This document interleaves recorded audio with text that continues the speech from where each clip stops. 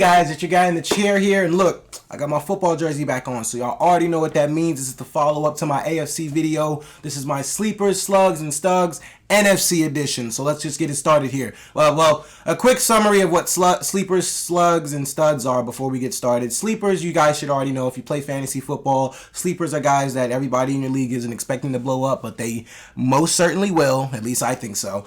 Slugs, guys that I don't really think are going to help your roster. You may think they will, but I promise you they're not really going to have any effect on you winning a fantasy championship this season at all. And then you got your studs. We got our big dogs, the A1s, round 1s, round 2s, the guys that are really going to haul our teams on their backs and try to win us that fantasy championship. And then you have everything in between, you know, guys that are just regularly productive, guys that may be productive but end up being a slug. You know, you never know. But that's why I'm here, to help you guys figure out who's what and where's where. So this is my video, guys. Let's go ahead and get into it. Okay, so the obvious team that we should start with first is the Carolina Panthers. And not because we want to know if Baker Mayfield's going to have a comeback season. It's because we want to know if this young man, Christian McCaffrey, is going to have a comeback season. He's been injured the last 2 years. Everybody's going into this season talking about, I don't know if I can draft him. I don't know if he's going to do this. I don't know if he's going to be healthy. I don't know. I can't take it another year. Look, I'm a victim of being burned by McCaffrey. Like I've had him in the last 2 years. I didn't have him the last 2 years back to back, but I think I had him in a few leagues last year, and clearly I got burnt too. But look, guys, one thing to note here that I think is very important: this guy has never had a career-affecting injury such as like an ACL or an Achilles injury. That's the thing. And I researched this, so that stood out to me off the top. He's never had an ACL or an Achilles injury, so it's not necessarily like these career-affecting injuries that could really like stumble him. Like, no, he's just had bizarre, wacky injuries. And granted, that streak could continue this year, but I gotta be real, guys. When this man is on the field, he is undeniably the best fantasy player in the world. Like, it's not even a debate. It's no contest. Like, the numbers speak for themselves, literally. You can look up Christian McCaffrey's numbers in any of your leagues as long as your league manager reactivated it. You can go through the player listings. You can look at McCaffrey's numbers last year. You can look at it the year before. Anytime this man is playing a full game of football, that it's as simple as that. He's the best player on the field. And now, like I said in my AFC video, would I take him first overall? No, I'd probably end up taking Jonathan Taylor. But there is a certain point I wouldn't let McCaffrey fall past. Like, if I had, like, of course, like, you know, if he's there second, third, fourth, fifth pick, sixth pick, seventh pick, he's there. Like, at some point, you can't let him fall past you. And honestly, I'd say this about McCaffrey. You would rather draft McCaffrey on your team and have that same regret, like whenever he gets injured, or you'd rather draft him knowing there's a chance he might get injured and you draft to prepare for that injury, then you let him slip past you. He actually end up having a healthy year, and you're just sitting there looking like a moron because you passed up on Christian McCaffrey. Now, I can clearly say I have not taken Christian McCaffrey in any of my drafts so far. I do have other drafts this weekend, so I'll let you know if I do end up taking him. But I do want to see if Christian McCaffrey makes this comeback, because he's a very talented football player, and he's a player that honestly the game of football itself has missed. Like, this dude can really do some serious damage whenever he's out there on the field. And I honestly think with the whole new quarterback thing with Baker Mayfield, and this is kind of a new look Panthers team this year, I don't know. I think McCaffrey could do it. I think McCaffrey can stay healthy. Maybe not the entire season. You know, maybe there's going to be those occasional 2 or 3 games he's out, but I think this year we really see McCaffrey actually come back to, you know, his old self and be that fantasy stud that we all know and love. Now, other than that, the only other players on this team, like, okay, well, if I didn't clarify that, McCaffrey is the stud. We all know that. Anything in between, DJ Moore. DJ Moore is between a stud and a sleeper because that guy is just going to be straight production. Like, DJ Moore gets better every year. It's really no need to look into his numbers too deep. This kid is just getting better every year. He's going to be more productive. Going to be, honestly, probably, my prediction for him is to finish as maybe like a top 12, top 10 receiver this year in fantasy. I think he's going to be very good for you. I think he's going to be very good for your roster. I think DJ Moore is going to surprise a lot of people this year as well. Big step up, maybe breakout may be too much because, you know, there's like, because we've already known about DJ Moore, but I think this is going to be a bigger season for DJ Moore and a very good season for your fantasy rosters. Now, as far as the slugs go, Robbie Anderson, don't draft him. I'd rather draft Lamarcus Chenault. Because, no, Robbie Anderson, I've had him last year. Waste of your time. That dude gave me one 20-point game in the first week, and after that, that boy couldn't catch a cold. I'm good. And honestly, it could be due to the fact that he had bad quarterback play with Sam Darnold, but honestly, no. I don't think Robbie wanted to get open. I don't know if he wanted to play football. Don't draft Robbie Anderson. Only reason I would say maybe look at Chuba Hubbard is because McCaffrey might get hurt, but I wouldn't even waste your time drafting Chuba Hubbard. There are plenty of other running backs out there that you can get, that you can fill that McCaffrey slot in for if you do end up drafting him and he does end up getting hurt. Now, I'm not hoping McCaffrey gets hurt because I really want to see this man do some damage on the football field this year and reclaim his known as the undeniable fantasy king.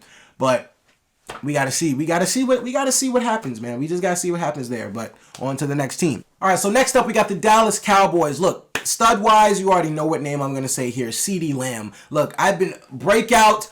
I've been waiting for this dude to step into that wide receiver 1 role and get Amari Cooper the fuck up out of here, man. Because CeeDee Lamb time is now, man. I'm telling you, this dude's going to have an absolutely phenomenal season. Cedric Wilson isn't returning. Michael Gallup is inconsistent health-wise, so I think CeeDee Lamb does have an injury, as we speak right now, but he should be ready to go for week 1 against the Bucs. I think CeeDee Lamb's going to have an absolutely monstrous season. Like, this dude is going to be one of the main targets looked at by Dak Prescott. I think CeeDee Lamb's going to eat it up this year. I mean, he's going to consume most of the target shares on that team. Him and one other name I'll get to in just a second, but for my in between there, I'm gonna put Zeke, because I can't call Zeke a stud because he's been far from that the past few years. And as far as fantasy production goes, look, he may end up being something this year. I honestly have more hope in Tony Pollard than I do Zeke, because I think Tony Pollard is a Swiss Army knife. He'll be used a lot more in the passing game, and that boy had a career high in rushing and passing targets last year. So rushing attempts, passing targets last year. Like, Tony Pollard is going to be one of the biggest offensive weapons on that team, in the run game and in the pass game. But Zeke, I don't know, man. Like, you can draft him if you feel like you believe in the guy. I'm not a big Zeke guy anymore. I've fallen off the train. He's going to have to show me something this year. Will I ever regret, like, if Zeke somehow had like a top 7 running back, like a top 7 season for fantasy, would I feel bad that I passed up on him? No. Because nobody's gonna be able to convince me that he's probably gonna have one of those seasons, man. There's just a lot better value, there's a lot better value all over the place. I believe more in his backup running back than I do in him. Like, Tony Pollard, I'd probably put in that in between category as well, because I just think he's gonna have a much better season. As far as sleepers go, though, Dalton Schultz, I'm big on that guy. Dalton Schultz is a guy that's going to be probably, I think, bold prediction, he could probably finish above Kittle.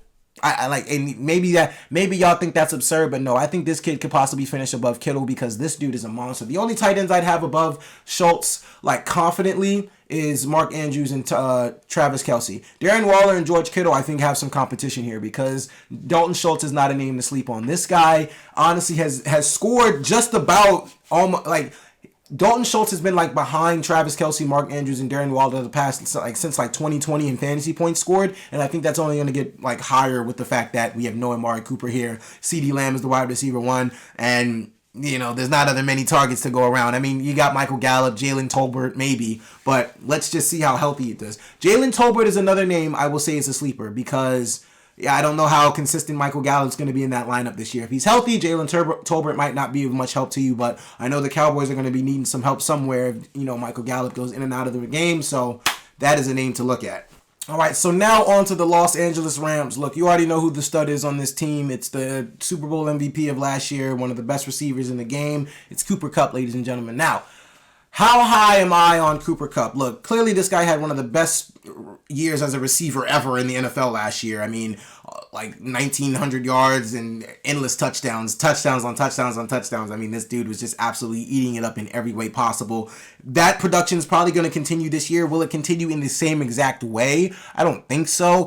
But, I mean, it's hard to follow up a season like that. Like, basically, he'd have to have almost 1,900 to 2,000 yards again. And it's like, I don't know if you're getting that high, bud, but I know Cooper Kupp is one of the best receivers in fantasy. I know that this guy, the way they use this guy on the field, it's going to probably not change. it's going to just stay the same, and Cooper Kupp's a reliable option for you. I draft Cooper Kupp personally over guys like Derrick Henry for sure. I'd probably draft him over Dalvin Cook, definitely draft him over Najee Harris, guys like that. Not saying those are bad names at all, but Cooper Kupp is just a guy that I can see a bit more value out of. Like I said, Derrick Henry, as I addressed in my last video, I just think that guy is going to run into a lot of trouble just with the workload that he's given. I just feel like that's too many carries for his body to handle. And honestly, it's not a lot of creativity in that run game either. Like, it's really just, here you go, Derek, run the ball, go straight, and knock everybody out with your body. That's not very creative. So I just don't trust Tennessee's scheme at all. But no, Cooper Kupp's going to be one of the very stud fantasy players of the year again. He's going to probably be a top 5 fantasy receiver. Like, you already know what you're getting from Cooper Kupp. It's not much to talk about there. A guy that I would say falls in between a sleeper and a stud, maybe, honestly, I'm going to say Cam Akers actually probably falls between, I'd put him between maybe a sleeper and a slug, because I just don't know what we're going to really get from Cam Akers this year. Look, now you guys may be going crazy. I'm just not very big on Cam Akers because I don't really know what his role in this offense is going to be, or how pivotal his role in this offense would be. He's coming off of an ACL injury, and he played like the last few months of the season. And now he gets a whole offseason and he's ready to actually step into this running back one role. Let's see how it works. There's other guys I could probably take above Cam Akers, man. Honestly, I'd rather have James Conner. I'd rather have Travis Etienne. I'd personally rather have Breece Hall, just because I know those guys are going to be used a lot more. Like, the Rams is just a primary passing offense. I don't know how much Cam Akers is going to be used in the passing game.Maybe he's used a lot. Maybe I look absolutely foolish after this. But Cam Akers is a guy that I put a hold on. Like, I don't necessarily know how big his role is going to be in this offense. One guy that I do believe, though, is a big sleeper, or in between a sleeper and a stud, Allen Robinson. I think that guy is going to have a rejuvenated year. I think that guy is going to come back and play a lot better football than he has in the past, and that's because he's been playing for the Bears. So clearly he's on a winning organization now. No, this guy has revamped energy. He's rejuvenated. Robert Woods has always been a great reliable target as he's gone, and Allen Robinson is better than Robert Woods. So Allen Robinson is going to be a very good fantasy receiver this year. I think he's going to be a sleeper receiver as well, just because he's very low. He's in between Amon-Ra, Michael Thomas, guys like that, like Brandon Cooks. He's down there, and I think he's closer to the Gabe Davises too. And I think this kid Allen Robinson is going to have a phenomenal season. He's playing with one of the best quarterbacks he's played with in his entire career, Matthew Stafford. So no, he's got Sean McVay, an offensive guru. No, Allen Robinson is going to have a year this year. I'm very excited to see where that goes. Matthew Stafford, that's a guy that I put in the category of, well, he's a little higher than those tier of quarterbacks. So the tier of quarterbacks I'm referring to is guys like, if in your fantasy draft you're going to stack up on skill players, all you need is a quarterback to really just, get you through, get you through the weeks. You need consistency. You don't need a guy to do anything crazy. Those guys I kind of deem in fantasy as like the Kirk Cousins, Derek Carrs. I put Stafford in that conversation as well, just because his interception rate kills you some weeks, and it's just going to leave you going like, what the fuck, Matt? Like, why'd you have to do that? But I put him a little, maybe a tier above, those quarterbacks. Stafford's really just a guy that's going to get you through. He's not necessarily he's a great quarterback, but as far as fantasy goes, there's other names you can get there too, just because you can get a lot more production from other guys on the field. But that's the Rams, so let's move on to the next one. All right, we're going to keep this one short and sweet. Seattle Seahawks. Look, I wouldn't touch anybody. I wouldn't touch anybody with a 10-foot pole on this team. I don't want anything to do with anybody on this roster.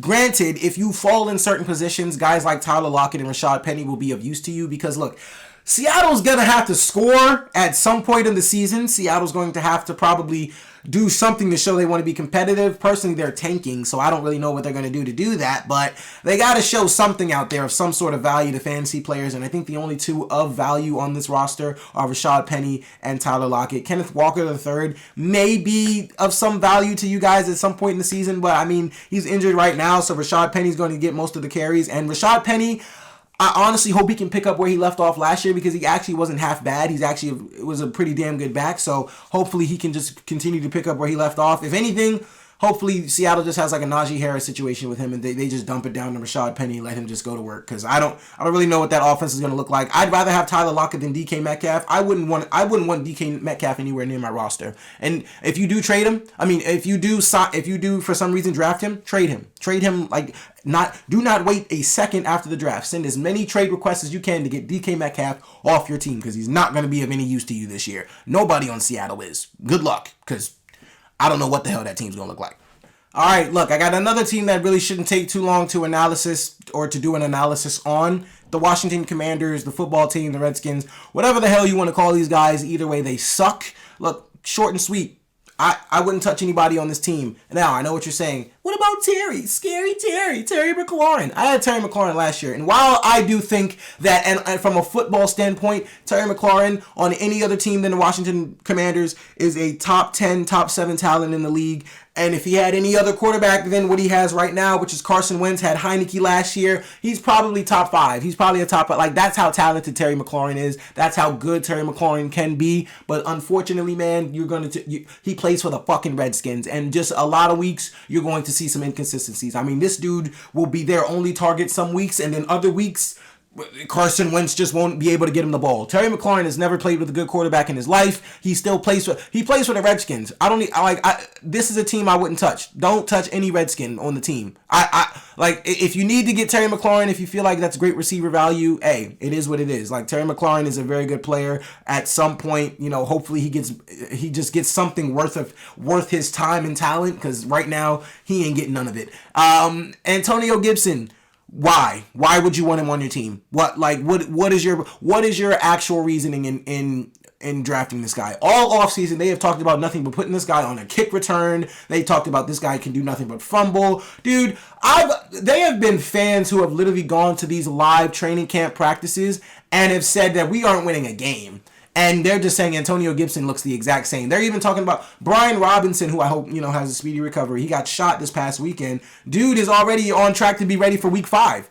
Like, that's how shitty Antonio Gibson is. They do not want this guy to touch the field. Let me explain something to you. Even if Antonio Gibson was the quote-unquote RB run on that depth chart, J.D. McKissick is probably taking away most of his touches anyway, or the important touches that you're going to need to actually swing your fantasy, swing the fantasy score, to actually be in your favor. Like, Antonio Gibson is going to be of no use to you whatsoever. You're better off drafting J.D. McKissick at the end. You're better off drafting Brian Robinson whenever that week 5 comes back, or getting him off the waiver wire. You're better off trying to draft Jahan Dotson, because I've heard some good things about that. But honestly, don't draft any of these people. Don't draft any Redskin. Just leave them off your roster. You'll be fine. Like, I promise you, nobody has ever said, oh my God, Terry McLaurin won me a fantasy championship. Oh my God, a Redskin won me a fantasy championship. A Redskin has probably not won anybody a fantasy championship since the organization has been created. So, just stay away from the damn team. All right, next up, we got the Minnesota Vikings. This is a team where, of course, their new offense has the entire NFL buzzing. We are all, as fans, waiting to see what this new offensive look looks like, because Kevin O'Connell is now a part of the Viking staff. And honestly, you already know who the studs on this team are. You got Justin Jefferson and Dalvin Cook. Starting with Justin Jefferson, look, I'm going to give you my personal prediction, like non-fantasy and fantasy-wise. This is the offensive player of the year. This is going to be the wide receiver 1 in fantasy by the end of the year. This is going to be the offensive player of the year in the NFL this year. Justin Jefferson is going to eat up endless scrimmage yards this year. He's going to eat up endless receiving yards. I mean, this guy's going to probably have an increase in passing touchdowns, or not passing touchdowns, receiving touchdowns. Look, the Vikings have already stated what they want to do. They want to be a lot faster out the break. They want to be a lot more explosive. They want to be a lot more shifty. They want to do everything they can to get points up on that board, because they know that defense is not going to save them at all. So they know that they need a new look offense to really come out the gates firing. And I think honestly, I think they got it, man. I think they got the weapons to do so, man. Like I said, Justin Jefferson for fantasy purposes, wide receiver 1. I would draft this dude top 5 pick. I would draft Justin Jefferson over a lot of... The only people I would draft over Justin Jefferson would more than likely be Jonathan Taylor, Christian McCaffrey, Austin Eckler. That's the only people with a confident fact I could say I draft over Justin Jefferson. And honestly, If I get Austin Eckler too many times on some rosters, I might end up just drafting Jefferson just because Justin Jefferson is him. That boy is, them LSU boys are different, man. These two have come into the league, him and Jamar. These two have come into the league and just absolutely made nothing but noise, and the noise is getting louder and louder, and I'm just excited to see what happens. Dalvin Cook is going to be an absolute monster this year. For what people say, for what people are saying, it was kind of a down year for him last year, which it was. He's going to come back and be a lot better this season. I think Dalvin Cook needs a new look offense as well. I think he'll be able to finish off a lot more drives this year. I think he'll score a lot more touchdowns than he did last year. Now, granted, I'll say this. If you're drafting Dalvin Cook, and I did this as well, because I have Dalvin Cook on one of my rosters, go draft Mattinson. Draft his backup, because at some point, I feel like this happens every year. At some point in the season, I'm looking for Mattinson's name because Dalvin Cook is out, and somebody needs to pick him up on the waiver wire because his points are just increasingly crazy. Like he's very involved in that offense. So if you're gonna draft Dalvin Cook, make sure you draft Mattinson as well, because you're gonna need that, because for some reason Dalvin just can't play all 17 games. At some point he's just gonna be out. Like, you know that for a fact. If you've had Dalvin Cook in the past, you already know how that routine goes. But I do think this is a rejuvenated year for Dalvin. I think he's going to score a lot more touchdowns. I think he's going to be involved a lot more in the offense. I think he's going to be, involved a lot more as in, like, he's going to actually finish drives. Because one thing I hated about watching the Vikings in the past, man, hate how they just use Dalvin Cook for a majority of the drive. They get down to the 10 of the 5, and then they got Mattinson in, or they're throwing to Irv Smith, or they're just doing anything. I think that's why they needed a new offense, because that was just killing me. Now I think they're getting it. If you're inside the 10, let's give it to Dalvin. Let's just let Dalvin finish the drive. Like, I hope that's what they're doing this year. That's why I'm very big on Dalvin Cook. Now, other than that, who else is on the team that I think could be of some use to you? You got guys like Adam Thielen. I think he'll be productive. Clearly he's not going to be the guy that he was like 3 years ago, because what record was that? He had like 100 yards in like 7 straight games or something like that. Yeah, so Adam Thielen probably ain't going to be on that same spiel, but I mean, he's still going to be a pretty productive receiver. KJ Osborne is a guy a lot of people are saying out of camp is probably going to have a breakout year. I'm not necessarily sure what breakout really means, because there's a lot of targets on that team to go around. There's a lot of target sharing on that team to go around, but I mean, KJ Osborne is a name to look at. I would deem him as a sleeper as well. Another sleeper I would say though is Irv Smith, the tight end. I think he'll be a very pivotal part of this offense. And honestly, like I said, Kirk Cousins is just a tier quarterback. If you're going to stack up on all the skills players, just use Kirk and he will literally glide you by. Ryan Tannehill has won me a championship before, guys. So I'm telling you, like, if you're going to just stack up on skills players, Kirk Cousins is probably one of the best quarterbacks you can get, to just glide you through the season, because the rest of your skill players are going to handle your business for you. But Kirk, with all these weapons and this new, rejuvenated offense, I think it's going to be very good for the NFL, very good for your fantasy team, and that's my take on the Vikings. All right, so a team that a lot of people are pretty interested in seeing this year, especially me myself, because of the loss of Devontae Adams, the Green Bay Packers. As far as the studs go, I'll say this: A.J. Dillon, Aaron Jones. Aaron Jones should have been the first name that came out of my mouth, but Aaron Jones, A.J. Dillon, those guys I believe are studs. I don't think you can go wrong picking either of the two. Matt LaFleur has obviously said that these guys are the 1As of the offense, like the running backs. There's no 1A, 1B. There's 1A, 1A. Like, I don't think you'll be upset drafting either of these two guys, honestly. If you end up drafting Aaron Jones and A.J. Dillon on the same team, I don't think that's a very bad strategy at all, just because, like I said, these guys are going to be of some use to you. Like, this is probably where majority of the offense is probably coming, at least in the beginning of the season, until we figure out what the hell these receivers are. Granted, Aaron Rodgers is a stud. I'm not saying he's not, but as far as like a fantasy aspect this year, I don't know what that core is really going to give him as far as like stud numbers, and I'm not really high on Aaron Rodgers this year. I wouldn't really draft Aaron Rodgers. Aaron Rodgers is not a guy I'm really looking forward to have on my fantasy roster. Like Aaron Jones, absolutely. A.J. Dillon, absolutely. Alan Lazard, even a guy I'd probably look at. Would I deem him a sleeper? No, because he's literally the only name that people are familiar with on that damn team, other than Randall Cobb. Christian Watson's new. Romeo Doubs, he's not new, but like he's essentially like a guy who is new to a lot of NFL player, or not new to a lot of NFL fans or Green Bay fans, because it's like we don't know what the hell this offense is going to look like. Robert Tonyan's coming back, but like I said, I don't have a lot of faith in this receiving core. as far as fantasy goes. Like, they could be a great regular season team, but that's winning football games is a lot different than winning fantasy games. Like, they could be winning, but that doesn't mean that those receivers are helping me winning in my fantasy leagues. The only receiver I'd really look at as of now is probably Allen Lazard. Like I said, I wouldn't draft Aaron Rodgers. I don't think Aaron Rodgers is somebody I don't have a lot of faith in his like surroundings right now. Like, I don't have a lot of faith in the receivers. I have a lot of faith in Aaron Jones and AJ Dillon, but the thing is he passing to them the entire time? Because that's the only reason I draft Aaron Rodgers. Like, Aaron Jones and AJ Dillon are going to be doing both receiving and rushing. They're going to be rushing out of the backfield and catching out of the backfield. So they're going to be doing a lot of this offensive, of this offensive scheme here. And it's just, I don't know how much of Rodgers I can really, well, it's not even Rodgers. I know Rodgers can get the ball there. And Lazard, I don't know how well he's going to do against ones, like cornerback ones. Like, I don't know, man. It's going to be a pretty interesting situation throughout the season. But Aaron Rodgers is definitely a guy I would not draft on my fantasy team. I don't think he's my fantasy quarterback this year. Allen Lazard, only receiver really worth looking at. Other than that, you're really taking a risk with a lot of these other guys. Like, I'm not saying these guys aren't going to be good. I'm not saying Christian Watson isn't going to be good. He could be a stud, could be a breakout by the end of the season. But as of now, as of going into week 1, and as of going into this draft weekend where a lot of our drafts are taking place now, you got to go with what you know. And I don't know the rest of these guys. I don't know anybody past Allen Lazard, AJ Dillon, Aaron Jones, and Aaron Rodgers. So anybody past that, you have a question mark on you, bud. And that's just how the cookie crumbles. All right, so next up, we got the San Francisco 49ers. Look, you already know who the stud is on this team. Mr. Wide Receiver and running back himself, Mr. Deebo Samuel. Now, I'll say this about Deebo Samuel. I hope they use him more in the receiving game this year than they do in the running game, just based off the fact that I don't want, like, him to be injured or all that workload to really, like, beat down his durability. I want this guy to be as healthy as possible this year, so I really hope they don't keep switching him back and forth and running back. Although that is genius because, I mean, Deebo Samuel can be used in those ways, but I need him to stay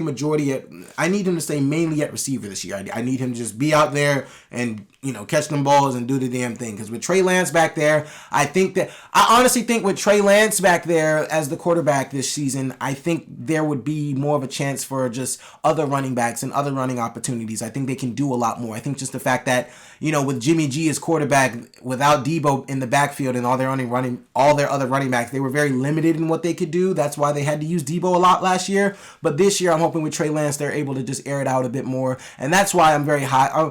I can't say I'm very high on Deebo Samuel just because I'm praying that, because Shanahan just loves to like throw such curveballs and use guys in just odd ways. And it's like, I really hope Deebo Samuel just isn't used too much in the run game this year. I really hope Elijah Mitchell can stay healthy. And honestly, on top of that, it doesn't, if Mitchell is healthy, if one running back outdoes Mitchell, like whoever it is on the depth chart, they're more likely going to take Mitchell's spot because Shanahan loves to swap out running backs. I don't know what his deal is with that. But as far as the studs go, you got Deebo Samuel. The in-between the studs and the sleepers, you got George Kittle and Elijah Mitchell. George Kittle, honestly, could be a tight end, could be competing with Mark Andrews and Travis Kelce this year for the tight end 3 spot. I think the tight end 3 spot this year in fantasy is going to be between Darren Waller, George Kittle, and Dalton Schultz. I think Dalton Schultz will end up winning that due to the fact that, one, Kittle is used more for blocking in this offense, and Darren Waller just has a lot more target shares over in Las Vegas. But I think here George Kittle will be of some use to you. I just hope they use him the way he needs to be. Like, if Kittle was used more in the passing game, like, he's a phenomenal blocker. Blocking is a part of the tight end game, but if Kittle was used more in the pass game like he's supposed to be, like I said, with Trey Lance, I feel like the possibilities are endless because I feel like you're very limited in what you can do with Jimmy G, and maybe Trey Lance can open that up a little bit more on the offensive side, and that's why I'm hoping Brandon Ayuk could be a big sleeper this year. I'm hoping that Brandon Ayuk could be a name where he actually is used a lot more just because that's a guy last year, if he's looked at long enough, he can get some looks. He can actually be of use to you on the field. But Jimmy G just looked one way and just went back the other. Like, I don't know. Like I said, it really all depends on quarterback play this year, where the Niners players can help you. Like, Elijah Mitchell just really has to stay healthy because I think he can be very pivotal in the Niners offense. Deebo Samuel just needs to be used pivotally as a receiver instead of a running back. Trey Lance just needs to open this entire playbook up and start airing it out. He just needs to be who we all think he is. Oh, I'm sorry. I don't know what he is, so I can't say I think he's that because he's from North Dakota State. The last quarterback to come from North Dakota State was who?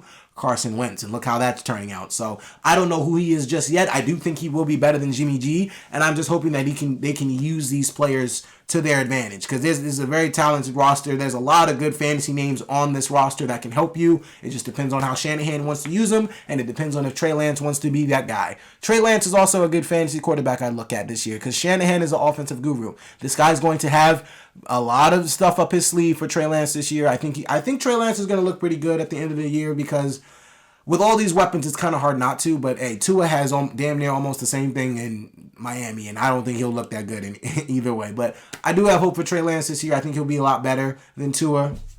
But other than that, like I said, yeah, Brandon Ayuk, definitely a sleeper. Other than that, you pretty much, Trey Sermon got cut, so that, as far as running back depth, that was the only other running back I could probably think of being any use to you, but he got cut. So Elijah Mitchell season, ladies and gentlemen.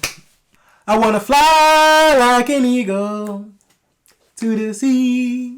Fly like an eagle to the spirit demony. I want to fly. Oh, baby. If you didn't know what team that was, that's the Philadelphia Eagles. That isn't their theme song or whatever. I got that from Space Jam, but fly like an eagle, whatever.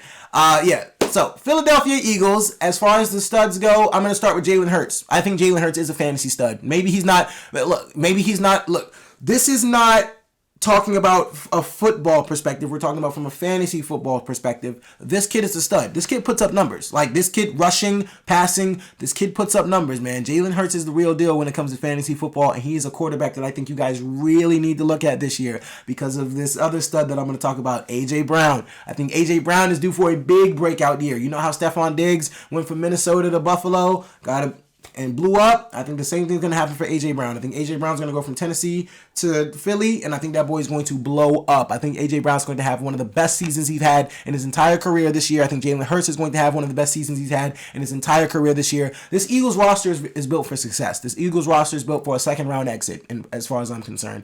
They're easily going to win a division because they play for the NFC, but, I mean, I'm not even into that yet. This is all fantasy perspectives. Now, Miles Sanders.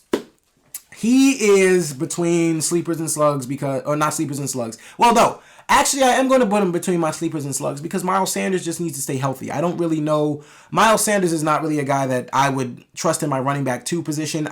If you end up drafting like majority receivers and then you have like Miles Sanders as your running back 2, good luck to you. You need to trade one of those receivers and Miles Sanders because he just ain't really that effective, fantasy wise. A sleeper, however, I would say a sleeper tight end that would be very good use to you, Dallas Goedert.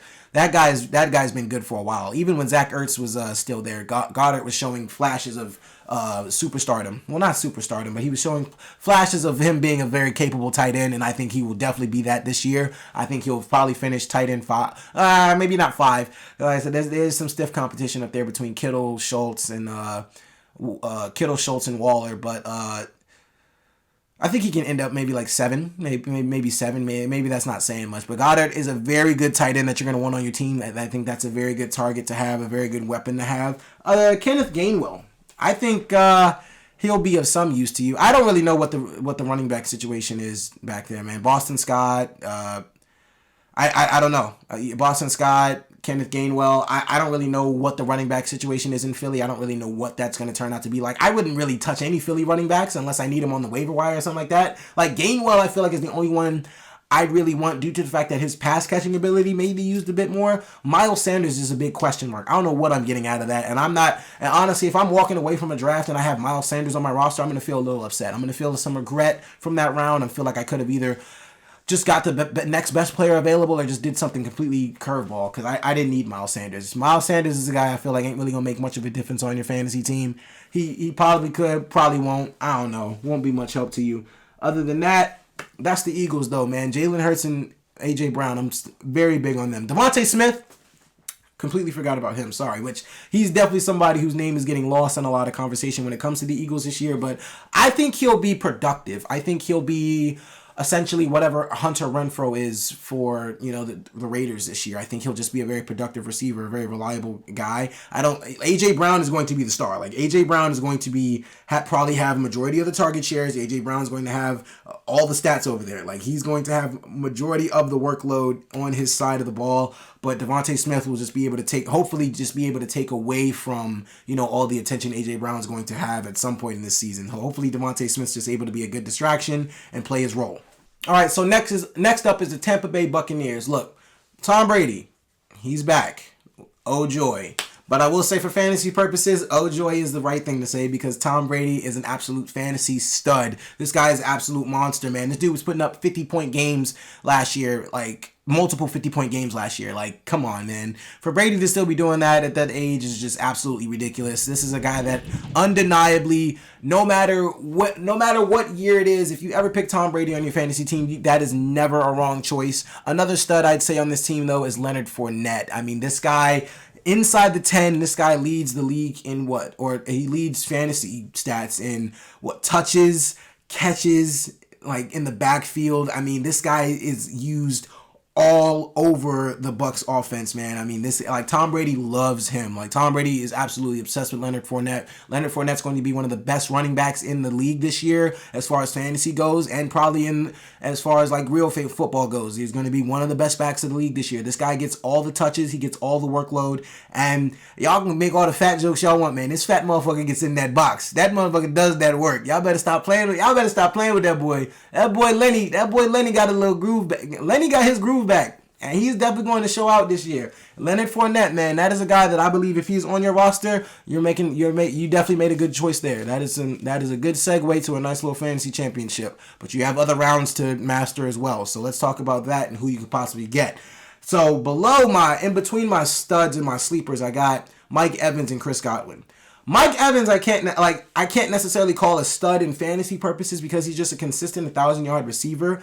And the fact that Mike Evans shares the field with so many other great targets. Chris Godwin, Julio Jones, Russell Gage now. Like, that's a lot of names on the field. So, while Mike Evans will still be that consistent number one 1,000-yard receiving threat, I can't necessarily call him a stud. Chris Godwin is actually coming off of his injury a lot faster than people anticipated. So, he'll be back into the offense at some point. And Chris Godwin is a monster. Chris Godwin is good. Yeah. I had Chris Godwin last year. As long as that boy was healthy, that boy ate it up. So, honestly...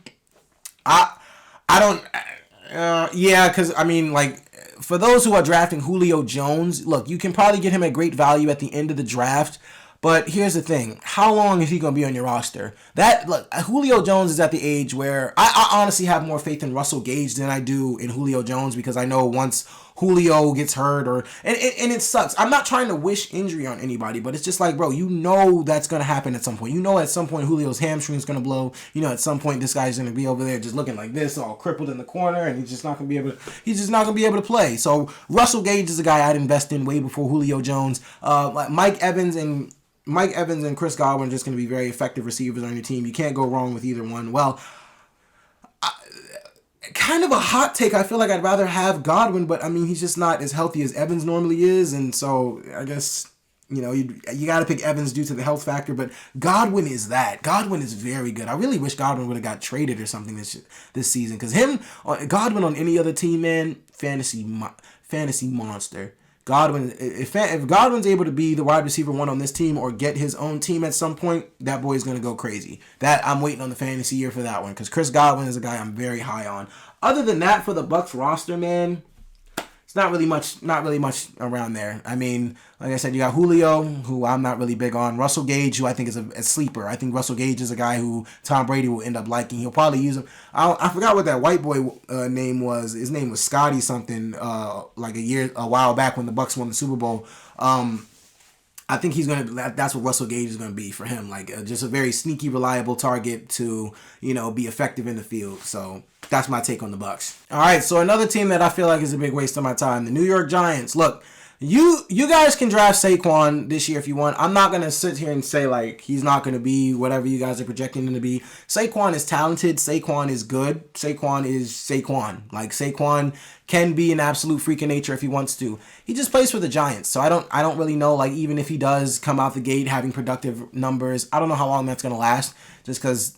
I don't know. He's had a lot of freak injuries himself, and you could say Saquon and McCaffrey are in the same boat. But here's the thing: McCaffrey's just undoubtedly better. The thing, I feel like when people try to put McCaffrey and Saquon in the same conversation, oh, they've both been injured. No, here's the difference: they've both been injured, but this man McCaffrey can literally hobble on one leg and possibly still get you. No.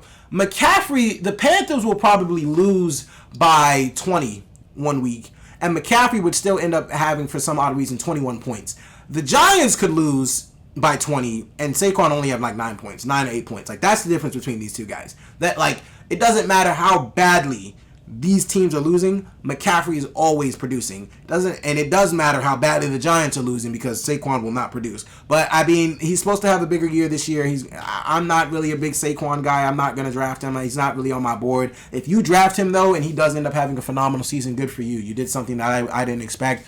Other than that, Kadarius Toney is the only other Giant I'd look at on this team. I wouldn't really call him a sleeper because what else is there on this roster that's attractive enough? Kenny Golladay, I don't think anybody's looking at him. I don't even know why you would consider Daniel Jones as a fantasy quarterback. The only reason you should have Daniel Jones on your fantasy roster is if you're in an 18-man league, and I got tricked into being in one of those. So I don't wish that on anybody. But my 18-man roster is my 18-league man roster is pretty tough. I'm gonna see if I can post those later, but I wouldn't recommend Daniel Jones on anybody's roster. It's Saquon, Kadarius Toney. Other than that, move along. All right, now this is the Chicago Bears, so there are no studs on this team, but there are dogs. Darnell Mooney is a dog. David Montgomery is a dog. Now, there's a recent report coming out where people don't feel like Montgomery really fits into the Bears' offense. Here's my response to that. What the hell else are you guys going to do? Because Khalil Herbert ain't your answer. You're not putting Khalil Herbert out there over David Montgomery. So if Montgomery doesn't fit into your offense, what the hell are you guys about to do this season? See, this is why the Bears just piss me off as an organization in general. How you going to say your running back one doesn't fit in your offensive scheme? What the hell type scheme are y'all running where the only running back of any use to you is not going to be effective? What type of scheme are you running where your running back is not effective to you? Is Justin Fields just running all over the field? Is that what you guys are doing? Just a bunch of fake handoffs? Because if that's the case, you guys are fucking idiots. That's not going to help. That's not going to work. But I digress. Darnell Mooney, David Montgomery, the only two guys that you need to be on the Bears roster. Oh, Kmet. Kmet is definitely, yes. I think I saw the connection between him and Fields preseason. I think Kmet's going to be a very sneaky tight end pickup for you guys. That's a sleeper. Put Kmet under sleepers. Other than that, Darnell Mooney, David Montgomery, there ain't really much else to talk about here. All right, and now we got our featured Hard Knocks team, which shout out to them because they've actually made this one of the best seasons of Hard Knocks in 2 or 3 years. Congrats to you guys, man. The Lions have actually made this a very entertaining season. The last couple seasons were crap. I don't know what Hard Knocks is doing with that. But as far as the fantasy players on this team, there are no studs. No studs on the Lions. You guys should know that. Well, you could call DeAndre Swift a stud if you want. I'm personally not going to give him that because they're like a stud is a very special word. And the only stud running backs there are in fantasy is Jonathan Taylor, Christian McCaffrey, Austin Eckler, Dalvin Cook, Derrick Henry. That's 5. I'd say Najee Harris isn't there yet. I can't put DeAndre Swift there yet. Saquon, Connor, guys like that. Fournette. I can't put guys like there yet. But I can't give him the name of a stud. But DeAndre Swift is a very good running back. He's a PPR nightmare. Not a nightmare, but he's a definitely great PPR back. He's somebody that's just going to get the job done. Amon-Ra St. Brown, great receiver. I'm high on that guy. I think that guy's going to be a monster. I think that guy's going to eat it up this year. Jameson Williams, he's hurt. I see people drafting him. You're not really going to keep Jameson. Here's the thing about people who are drafting Jameson Williams, at least the trend I'm seeing. You're not going to your team ain't good enough to have Jameson Williams on your roster. That's the thing. Your team's just not good enough. You think you're doing something there by picking a sneaky injury pick and waiting for this kid to come back? No, he's going to be off your roster probably by week 2, maybe before that. And it's I don't understand why you're wasting your pick. Just wait a little bit. Just wait until it gets closer about the news to him and then try to attack him. That's a great receiver, a great name. But it's why are you guys trying to force that at all? Hawkinson.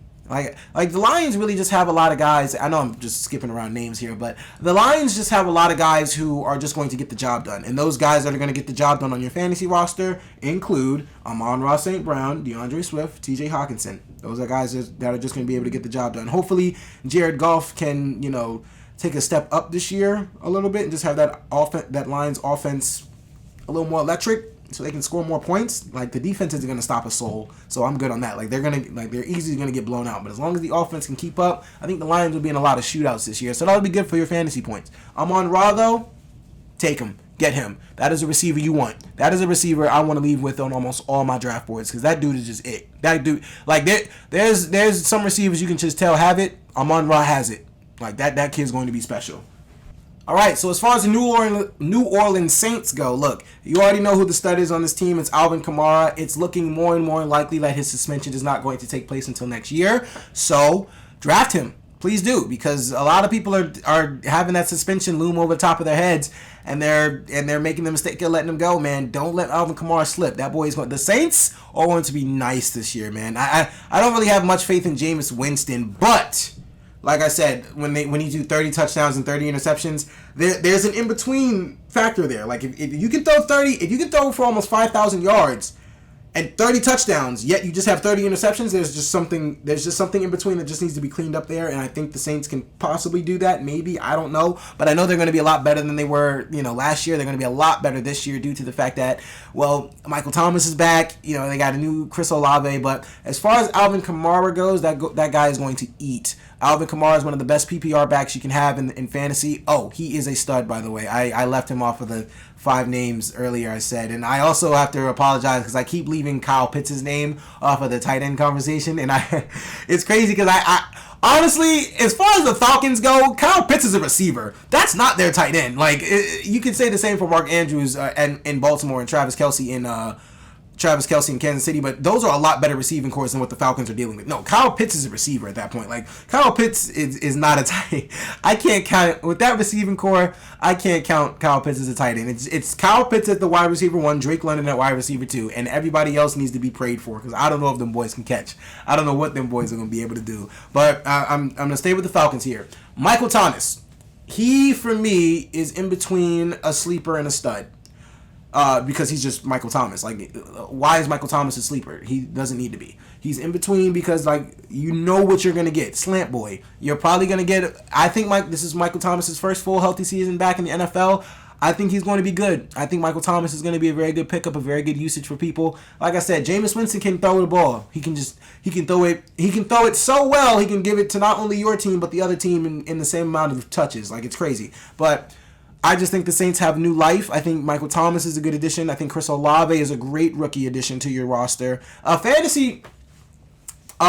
rookie, fantasy receiver has finished in the top 15 the last 9 years. So, I mean, somebody's going to do it this year. I'd say my best bet would probably be Chris Olave, because I think the Saints are just a lot better built, and Jameis is a lot better built to get it there. Like I said, Garrett Wilson is very talented, but I think Chris Olave is him. I think Chris Olave is that dude. I think Chris Olave is a very good rookie pick. Where would I take Chris Olave, though? Probably not to the 7th, 8th round. I think even then, maybe the 8th round at that point. Like, it really depends on how many people are in your league. If you're doing a 10-man, you'd probably take him 8th or 9th. If it's 12, you might take him 7th or 8th. You never know. But I think the Saints have a lot of good weapons around there. Like I said, you know what you're really getting from most of these guys. It's really Jarvis Landry. You don't really need to draft him anymore. He's just out there to be a veteran at this point. You don't really need to draft Jarvis Landry anymore. But as long as you got Olave, Thomas, Kamara, you're doing some good stuff there. Mark Ingram, big trust, brother. I miss you, but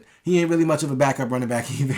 All right, so the Atlanta Falcons team that I've been literally disrespecting from the beginning of this video, we are now on to them. The stud is Kyle Pitts. Kyle Pitts, I do have to apologize for not including you in the tight end conversation throughout these videos. I'm very sorry about that. I know you're great. You're talented. You're awesome. Your team is just ass. And your receiving core is ass. But as far as I'm concerned, you're the wide receiver 1 over there. I honestly don't consider you a tight end. You are literally the Falcons' saving grace. They need you. Drake London also has an opportunity to land in that top 15 rookie wide receiver, because like I said, they don't have anybody to throw to. So Kyle Pitts or Drake London will do you just fine. There's nobody else on that team. I mean, yeah, a lot of people are yelling at their screens now. Cordell Patterson. Here's what I'll say about that. With Cordell Patterson being featured as like the main back, and he's not really going to be much of a surprise this year. Like everybody knows, like that's who they're really going to try to do this multiple thing with. I don't think Cordell Patterson's going to have the same shock value that he did last year on a lot of people. I don't think he's going to shock a lot of people this year. A lot of teams are going to be preparing for Cordell Patterson to do stuff, and they're going to catch his old ass right before he gets past the line of scrimmage. He ain't going nowhere this year, y'all.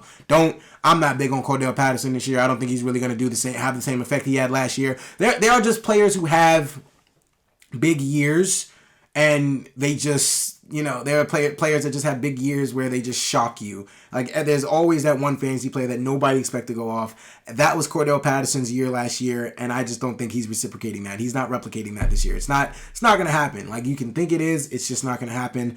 But Kyle Pitts, draft him in the 3rd round. Draft Kyle Pitts in the 3rd, 4th round, whenever you can get a hand to him, because honestly, I think he's going off the board before before Waller and Kittle, but after Travis and, Mark Andrews, obviously. Like I said, I'm very sorry for continuing to forget about the Falcons, but they're just going to be a forgettable team, so it's like, whatever. And last but certainly not least, we have our Arizona Cardinals. Look, the stud on this team is obviously James Conner. Now, the thing that scares a lot of people about James Conner is, one, I don't know why everybody's thinking like he's going to get injured this year. Like, that's all I keep seeing under like the negative press about James Conner when I read like fantasy evaluations and things like that. People are just saying this guy's going to get hurt. Now, granted, a number that is probably won't be replicated again this year due to the fact that, one, he was a backup last year, is the fact that he had 47% of his 47% of his TDs came from like inside the 6 or inside the 5 or whatever, or 47% of his fantasy production was touchdown value. And like, yeah, because he was scoring touchdowns like every week. But that's because, one, he was backing up Chase Edmonds, and like he came in to fill in or finish the drives, and he was able to finish those drives. Now, this year, he is the featured back, and he is the number 1 back. I think he's going to be a stud. I think James Conner is going to eat up like he did last year. Now, I literally just talk about fantasy guys that could surprise you and essentially have fall-offs this year. James Conner could be that. People are expecting him to be that. I just don't personally think he's going to fall into that. Maybe he does. I don't really think so. But the main thing about that is just people are optimistic about how healthy he can stay. Like, that's the thing. I'm not wishing injury on anybody. And I'm not saying they are either. But they're just optimistic about his health. And I don't know, like, I just don't think, I just think, James Conner found a new home and he's going to be able to play some new football now. He'll be fine. Now, as far as the rest of the team goes, Kyler I'm going to put in between a stud and a sleeper because he's just productive. That guy's Kyler's great at football. He's missing his number 1 guy, DeAndre Hopkins. And I'm not saying he's going to miss him. Oh, he's going to miss him he's going to miss him a bit because Marquise Brown will be a nice little, placeholder for the wide receiver 1 position until Hop gets back. But, hopefully Marquise Brown can catch all them deep balls Kyler going to be throwing. I bet he does too. I bet he does, and everybody just going to make up some BS Lamar narratives. But anyway, I hope Hollywood Brown has a good season in Arizona. I think he will be a valuable receiver. I'm not drafting him just because I'm not drafting Marquise Brown strictly off the fact that we traded him and he was just crying because he didn't want to do run blocking. And he was all about the Hollywood brand and not about the Ravens brand like his cousin. So Hollywood can kiss my ass and miss me with all that. So, I hope you have a good season. But, once a Raven, always a Raven. The only Raven I will ever, never acknowledge is Bashad Perryman. So, once a Raven, always a Raven. Thanks for your service. But I'm not drafting you this year in fantasy just because I don't like you right now. So, whatever. But other than that, the Cardinals do have, some other, weapons around. You got, Zach Ertz. I think that's a very valuable tight end pick. I think that's a very sneaky tight end pick. I'll say this. So the people who are drafting DeAndre Hopkins in like the 7th and the 8th rounds, and for some reason you guys think only draft DeAndre Hopkins if you truly feel like, one, you have a good enough roster to where you don't even you can wait that 6 weeks, because the 6 weeks is the first 6 weeks of your fantasy season are very important, whether or not you think they are, because apparently you could start off very horribly. And then, you have your 6 weeks and then you have to have straight wins after that and you're waiting on DeAndre Hopkins. No. if you need, essentially, you need to draft as if you're in win now mode. Like, you need to win from the start of week 1 all the way. You basically need to go undefeated. Only reason you need to be drafting DeAndre Hopkins is if your roster is already to the point where you feel like you can wait that 6 weeks, which a lot of you can't. So I don't know why people are taking those chances on DeAndre Hopkins. Like I said, he shouldn't go undrafted because that is DeAndre Hopkins, and he will be of some value after those 6 weeks. But a guy that I truly feel like can give you, like, if you are going to draft DeAndre Hopkins, then a guy that I feel like can give you, like, win now, some win now energy is Rondale Moore. That's a guy that's a big sleeper on this team. I feel like Rondale Moore can be a very pivotal part of this offense for the first 6 weeks while DeAndre Hopkins is gone. And then, once he's back, then I don't really know what's going to become much of Rondale Moore. But I know this offense will try to be as explosive as possible. You got Kyler Murray, Cliff Kingsbury. These guys are going to try their best to do whatever they can to make this the most explosive offense in the NFL. Keep it one of the most explosive offenses in the NFL. James Conner's a guy I'm pretty high on as far as running back value goes. I'll say this, though.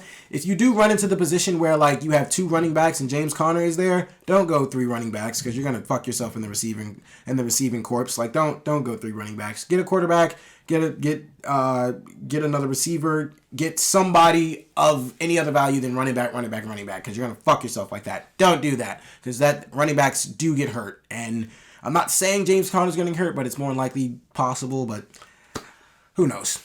All right, guys, so those were my sleepers, studs, and slugs, NFC edition. Guys, let me know in the comments below who you were planning on drafting this weekend, what you guys' draft boards look like, what your rosters look like. Come on, man, let's get some fantasy football dialogue started. Share below. Guys, thank you so much for watching. This is The Guy in the Chair. More content coming to you soon.